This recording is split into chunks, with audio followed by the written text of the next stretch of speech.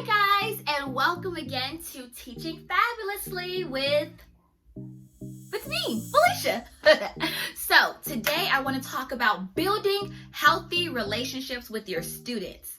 So I have 5 tips, yes, I said it, 5 tips just for you to help you build relationships with your students. Tip number 1, uno. No, I'm just joking, guys. I'm just joking. So, tip number 1 definitely would be to ask your students what's going on in their world. You know, we never know what our students are going through, at home. And sometimes that kind of gives us a better picture of our students as a person, as a child.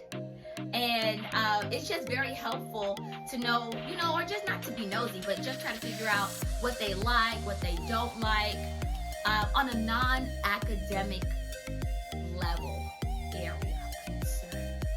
Okay? So, and one way that you can definitely ask what's going on within their world is definitely having lunch with them. So one thing that I have done in the past, I have selected a student to sit with me during lunchtime, bring their little lunch bag to my table, and we will sit and have lunch while the others, I don't say watch, but while the others will sit at their, student table. And what we will do is just, get to know each other. How many siblings do you have?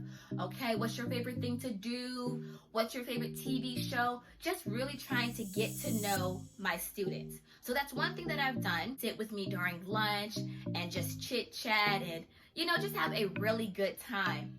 And also my students feel so special when they are selected and they just feel really loved. And I want them to feel loved, in my care. And so the goal is to have lunch with all of your students before the end of the school year. So, tip number 2. Okay, so tip number 2 would definitely be attend non-school related events and activities that your students are a part of. I always ask my parents what's their child interested in, what's their child doing after school, piano recital, church play, dance recital, whatever it is, singing at church, concert, local community center, whatever it is. I try to make sure that I attend my students' events outside of school. So, for number 3, tip number 3. So, tip number 3 would definitely be, this was my favorite, play with them during recess. Yes, I said it. Get your sneakers, do a quick run around your little playground set, chase them around. I don't know, but I know that my students really appreciate when I play with them during recess.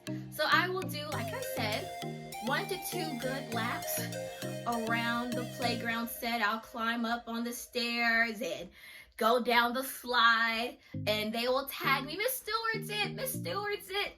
And so I have to chase them until I'm like, whew, I'm tired. That person's it.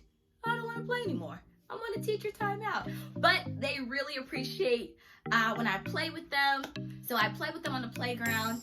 I also play with the boys on a basketball court. I do my little through the legs, swish. That's all you hear.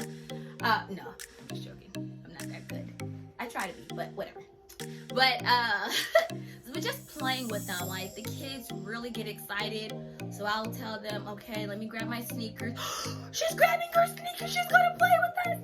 So I do try to make it my goal at least once a week to play with them in some type of activity that they're doing, or playing with them during indoor recess, just spending that quality time with their students. They love it. They love it. They love it.